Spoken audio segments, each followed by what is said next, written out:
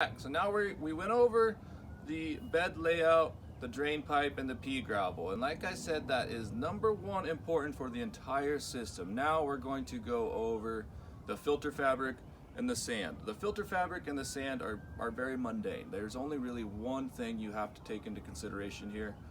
That is which sand and which fabric.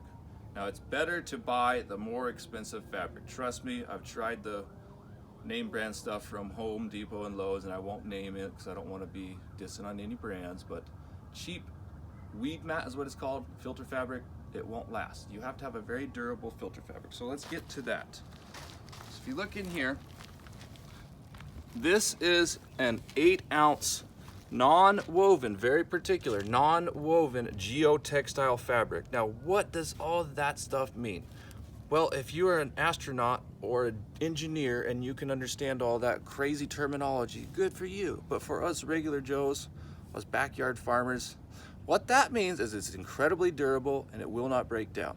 Now, 8 ounce is a thick, thick fabric. Now, what this stuff is actually used for is road underlayment. So when you construct a road, you put this down and that allows the water to seep through it and not get any sand, dirt, any kind of corrosion to go through it and break down your road base. So this keeps the sand in the box and the sand out of the fish tank. That's its sole purpose. It's not rocket science. It's just a big filter, essentially. This stuff is fairly expensive. For this 2 beds, they're both 32 feet by 4 feet wide. This is $250 for the filter fabric, which, you know, like I said, you can go cheap. You can buy the $40 version at Home Depot or Lowe's, and it will last you a year or two. But you want something that's going to last, because you don't want to shovel the sand out twice. Done it. You don't want to do that. So with the fabric, you put it in.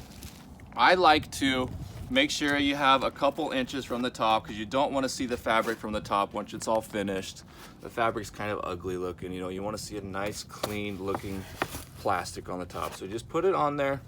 And you put your sand in the corners, lay it out, and when you put your sand in, it's important that you kind of throw it up, and so it's going to eventually plaster it to the side, making a nice tight seal.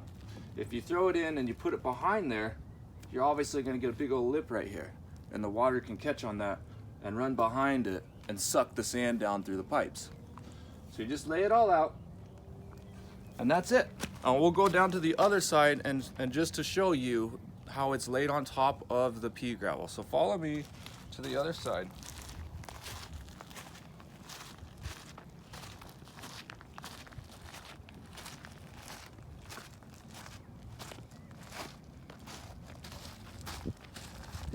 So here you can tell this is 2 3-foot sections.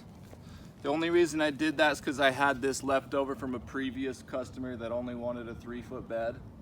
And so I just lapped them, and it's just like a shingle roofing or metal roofing. You want to lap the top piece over the bottom piece, so when the water runs down the slope, it's going to just be a smooth transition and it doesn't go up underneath.